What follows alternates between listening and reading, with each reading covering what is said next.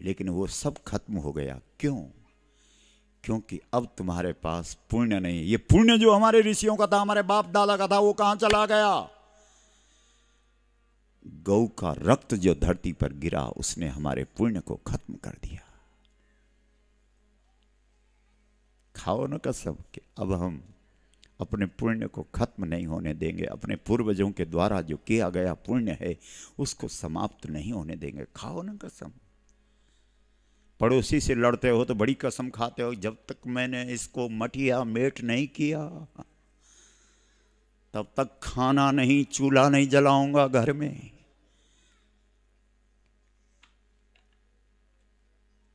प्रतिज्ञा करनी है तो राम की तरह करो, जो ऋषियों के आश्रम में जाके कहते हैं, भुज उठाए पन कीन। राम जी ने दोनों भुजाएं उठाए और पण किया, निश्चरहीन करो मही। मैं इस पृथ्वी को राक्षसों से खाली कर दूंगा। कमाल है। एक बार प्रणाम तो करो राम जी को। कौन निशिचर है, कौन है निशाचर, कौन है असुर?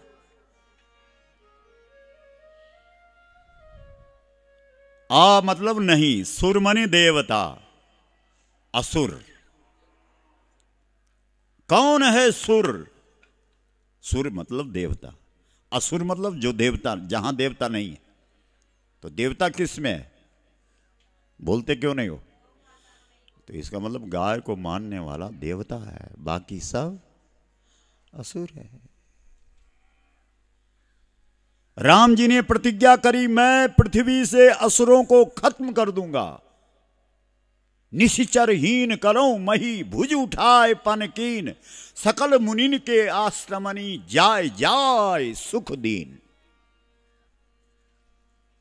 तो ऐसी प्रतिज्ञा करो ना, संकल्प करो ना। आप ब्राह्मणों से पूजा करवाते हैं तो ब्राह्मण लोग 50 बार प्रतिज्ञा करवाते हैं आपसे, संकल्प संकल्प संकल्प लो, संकल्प लो, जनेऊ है तो निकालो, डालो इनके हाथ पर जौ और तिल, संकल्प करो, संकल्प करो, संकल्प करो। किम गोत्र, क्या गोत्र है, क्या गोत्र है? गौरक्षक हो कि नहीं हो? गौरक्षक हो कि नहीं है? गोत्र, गो गो गाय, त्र रक्षा, क्या तुम गौरक्षक हो? जी ठीक है, संकल्प करो, प्रतिज्ञा करो। तुम्हारे कुल में, तुम्हारे खानदान में, तुम्हारे पूर्वज, तुम्हारे पुरखे ऐसे गौरक्षक हुए, ये तुम्हें स्मरण कराते हैं। समझ रहे हो? यानी गाय का आंसू गिरना भी ठीक नहीं है, खून गिरना तो कल्पना से परे है। तो वशिष्ठ का सारा पुण्य खत्म हो गया बस। तो वशिष्ठ ने गाय के पैर पकड़े, चरण पकड़े, रोया है वशिष्ठ। किसके आगे? गाय के आगे। एक बात है, कभी रोना आए तो गाय के आगे रो, और तुम लोग पड़ोसी के आगे रोते हो और वो तुम्हारे आगे बोलता है बहुत खराब हुआ बहन जी तुम्हारे साथ, अंदर जाके बोले अच्छा हुआ, ऐसा ही होना चाहिए था।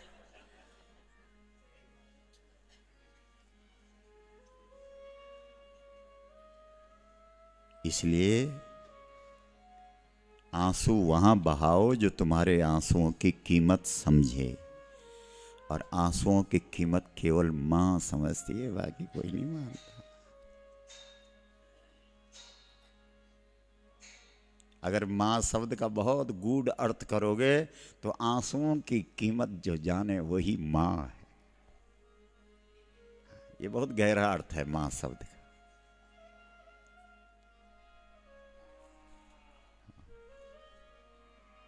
इसलिए जलधारा प्रियो शिव। हमारे यहां देश में शिव जी के मंदिर में लोग जाते हैं, लोटा भी मंदिर का, पानी भी मंदिर का।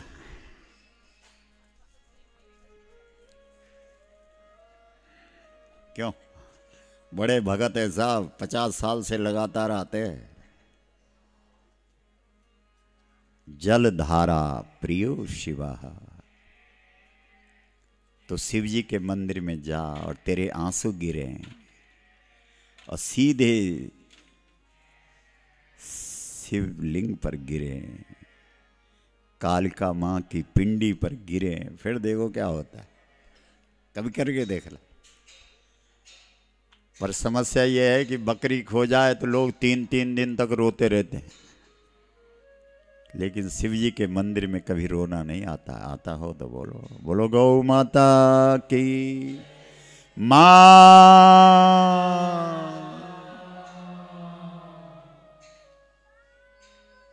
स्वामी रामकृष्ण परमहंस ने अपनी आत्मकथा में लिखा है कि बिना रोए भगवान नहीं मिलता है। आप पढ़ना कभी, हमने पढ़ी है।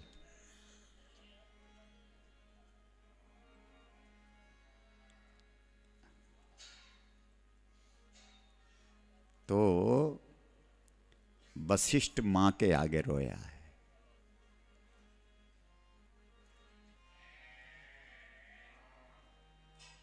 और कहा कि मां तुमने रो करके मेरे सारे पुण्य खत्म कर दिए,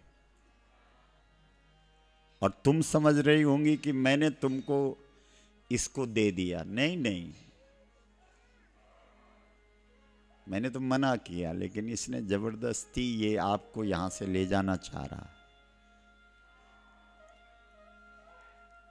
अब ये तो इतना बड़ा राजा है, मां शस्त्र हैं, अस्त्र हैं, हथियार हैं, सेना है, सैनिक हैं। नहीं, मेरे पास क्या है?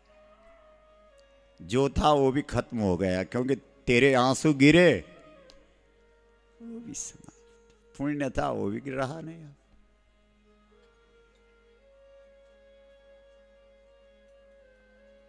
इसलिए मैं क्या कर सकता। तो गाय ने कहा कि अच्छा ये बता कि जब मैं चली जाऊंगी, ये ले जाएगा मुझे, तब तुम क्या करोगे? तो तब वशिष्ठ जी ने कहा कि करना क्या है, मुझे ऐसा लगता है कि जैसे ही आप जाएंगे यहां से, आपके साथ मेरे प्राण भी जाएंगे।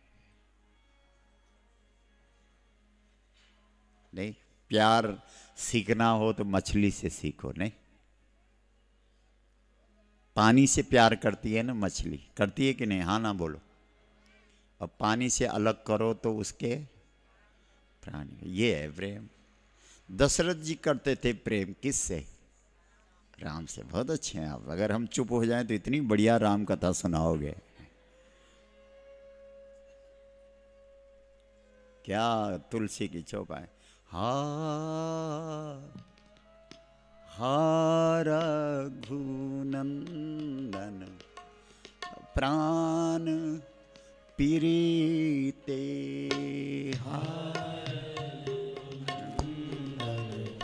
प्राण पीरीते, रघुनंदन प्राण पीरीते,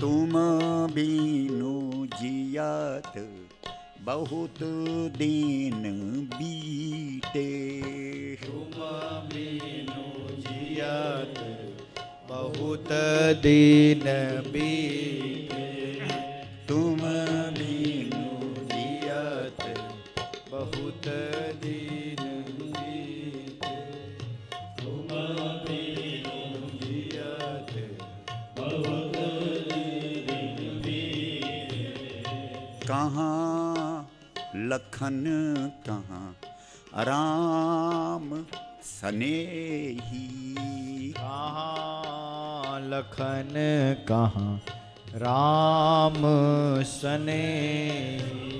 ये है प्यार।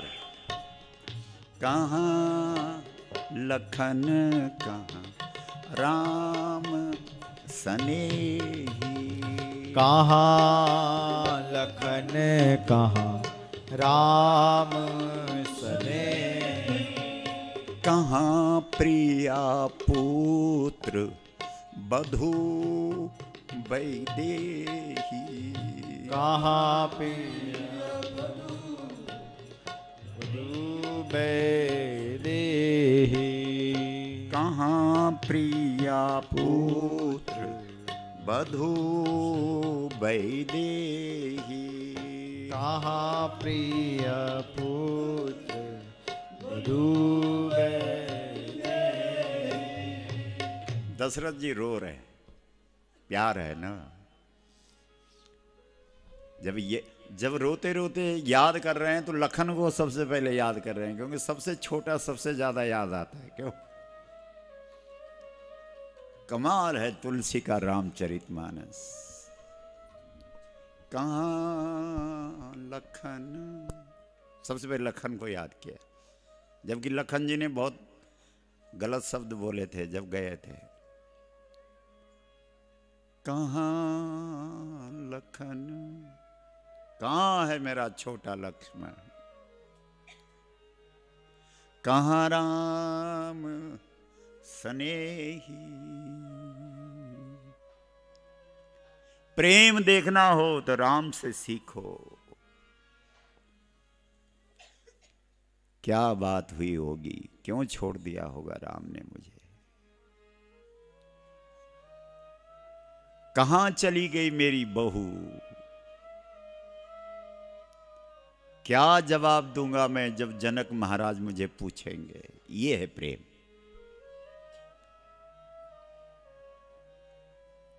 और ऐसा कहते कहते राम राम कही, राम कही, राम राम कही राम,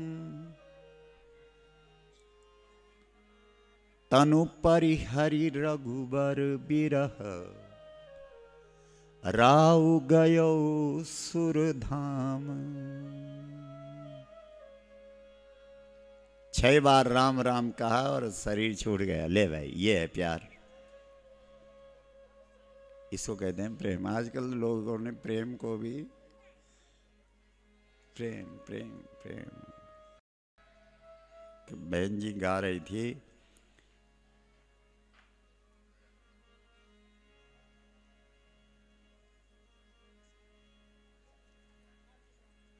आपे प्यार बिना ना वो रहंदे, सानू कहंदे प्यार ना करो।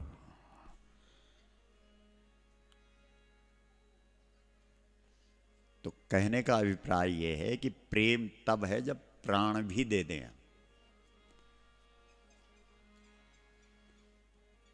तो वशिष्ठ जी ने कहा भाई मेरा तो आपसे प्रेम है।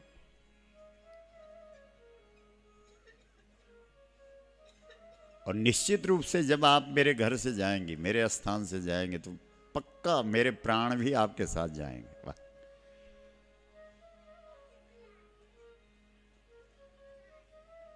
तो गाय को लगा कि हाँ ये बिल्कुल सही कह रहा है, जब मैं जाऊंगी तो मेरे साथ इसके प्राण भी जाएंगे। जो धर्मात्मा व्यक्ति होगा उसके प्राण गाय के पास हैं। आपने सुना होगा, हम लोग जब छोटे थे हमारी दादी जी कहती थी कि एक व्यक्ति था और उसके प्राण 7 समुद्र पार किसी पिंजरे में बंद थे, और जब तक वो पिंजरा वहाँ उसको कुछ नहीं करा तब तक यहाँ उसको कुछ नहीं होगा, और जब वहाँ कुछ गड़बड़ कर दी तो यहाँ वो खत्म हो गया। ऐसी तो ऐसे ही इस देश के प्राण किसके अंदर बसते थे बोलो?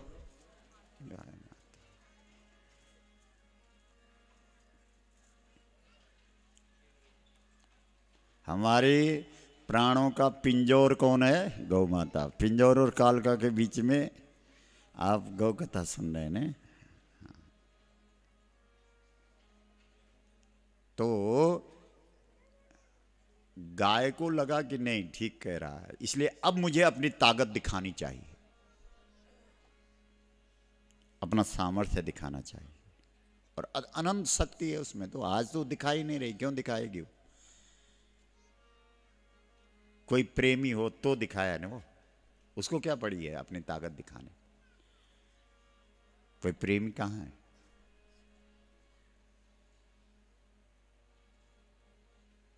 सोचो। हम लोग भी कथा वथा करते हैं या गौशाला वगैरह वगैरह खोलते हैं, तो इसलिए खोलते हैं कि लोगों को लगे यार हम भी गौ भक्त हैं ना। नहीं तो 1 लाख गौएं रोज इस देश के अंदर कट रही और फिर भी हम जिंदे हैं, तो क्या प्रेमी है? तो तब गाय ने अपनी ताकत दिखाई, अपना सामर्थ्य दिखाया और एक झटका मारा और गौ माता के शरीर से, गाय जब क्रोध करती है, ध्यान रखना, ये वैज्ञानिकों ने भी कहा है कि जब गाय क्रोध करती है तो उसके शरीर से जो तरंगे निकलती हैं, वो तरंगे कुछ तो जो युवा लोग होते हैं, जवान लोग होते हैं, उनके खोपड़े में घुस जाते हैं, वो नास्तिक हो जाते हैं, और कुछ तरंगे धरती के अंदर घुस जाती हैं जो धरती में भूकंप लाती हैं। बोलो गौ माता की। यानी भूकंप का कारण भी गौ माता को दुखी करना। अगर गाय दुखी न हो तो धरती पर कभी भूकंप ना आवे। बोलो गौ माता की। मां, थोड़ा हाथ खड़ा करके बोलिए।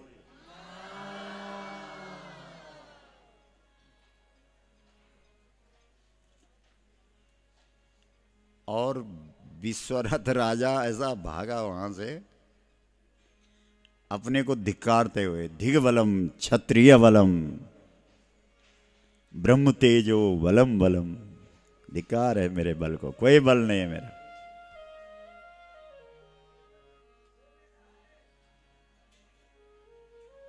अगर बल है तो इस ब्राह्मण के पास, इस वशिष्ठ के पास है। और किस चीज का बल है? ब्राह्मण का बल क्या है? गाय।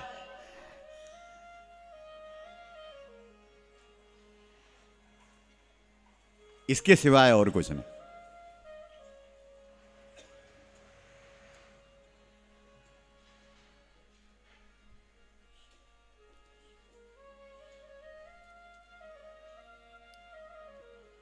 अलग अलग वर्ण के लोग गाय को अलग अलग स्वरूप में दर्शन करें। ब्राह्मण गाय को बल के रूप में देखे। ब्राह्मण का बल क्या है? बोलो। ब्राह्मण है कहां?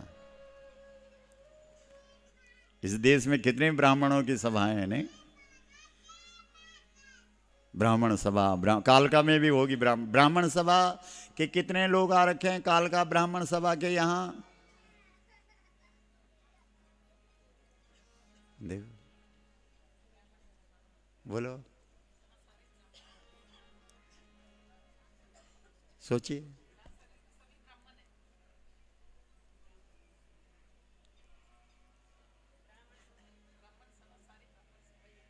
नहीं, हम लोग लौकिक रूप में बोल रहे हैं। आप आध्यात्मिक रूप से मत बोलो।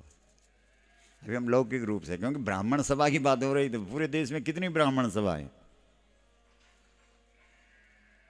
कहाँ है? ब्राह्मण का बल गाय है।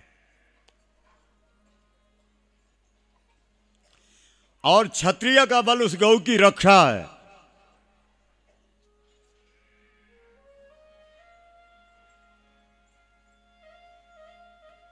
और वैश्य का बल उस गाय का गोबर है। और शूद्र का बल उस गौ की सेवा है। बोलो गौ माता की। हर हर मां।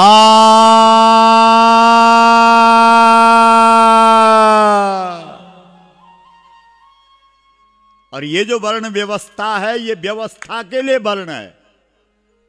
क्या समझे? इसमें कोई छोटा बड़ा नहीं कि ब्राह्मण बड़ा और शूद्र छोटा। वर्ण, बोलो वर्ण व्यवस्था।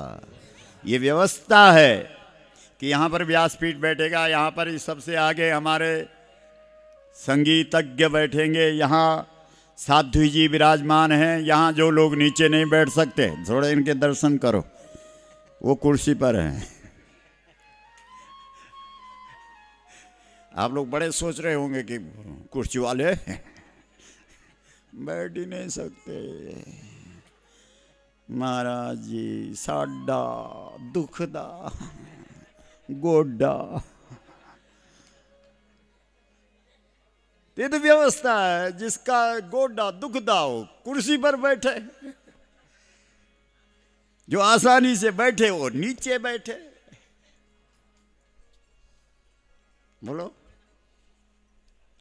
जब भगवान कृष्ण, सुनो, जब भगवान कृष्ण गीता सुना रहे थे तो अर्जुन के रथ के ऊपर एक ध्वजा थी, और उस ध्वजा पर कौन बैठा था? जोर से बोलो। बोलो हनुमान जी महाराज की। मां। और हनुमान वचन से बंधा था कि मैं तेरी ध्वजा पर बैठा रहूंगा। अब जब गीता शुरू हुई तो हनुमान जी को उथल पुथल हो गई कि अब क्या करूं, क्योंकि ज्ञान देने वाला नीचे और मैं सुनने वाला, अब गड़बड़ हो गई। लेकिन वचन तोड़ूं कि नीचे उतरूं कि वचन तोड़ूं कि नीचे, इतने में गीता पूरी हो गई। पिशाच भाव आ गया था हनुमान जी को। तब हनुमान जी को गीता की पैसाची टीका लिखनी पड़ी, तब कहीं वो पिशाच भाव खत्म हुआ। बोलो गौ माता की हर हर मां। बाकी आपत्ति काले मर्यादा नास्ती। गोडे दुख दे हैं तो नीचे बैठना जरूरी। बहुत अच्छे हैं आप। बोलो गौ माता की हर हर मां।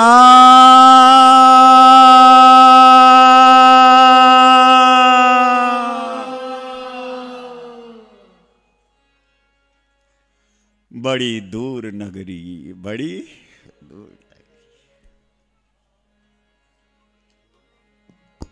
दूर नगरी, बड़ी दूर नगरी, बड़ी दूर नगरी, बड़ी दूर नगरी, बड़ी दूर नगरी, बड़ी दूर नगरी, बड़ी दूर नगरी। कैसे आऊं रे कन्हैया, कैसे आऊं रे, कैसे आऊं रे कन्हैया, कैसे आऊं रे कन्हैया, तेरी गोकुल नगरी, बड़ी दूर नगरी।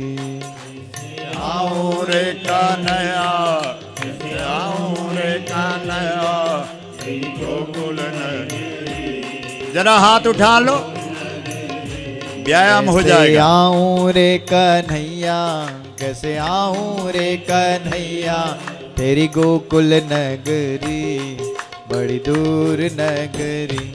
कैसे, बड़ी दूर नगरी, बड़ी दूर नगरी। पूरा उठा लो ना, हाथ उठा लो। जो हाथ उठाता है वो समर्थन करता है, जो अपने आप उठ जाता है वो समर्पण करता है, और जो चुपचाप बैठा रहता है वो नगरी, बड़ी दूर नगरी, जय हो।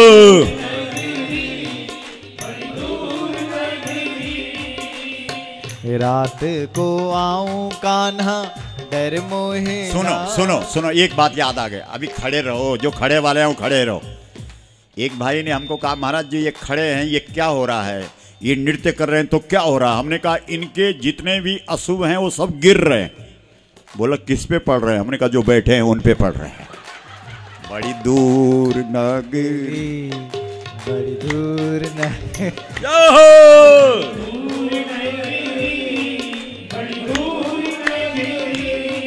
बड़ी दूर नगरी, बड़ी दूर नगरी, बड़ी दूर नगरी, बड़ी दूर नगरी।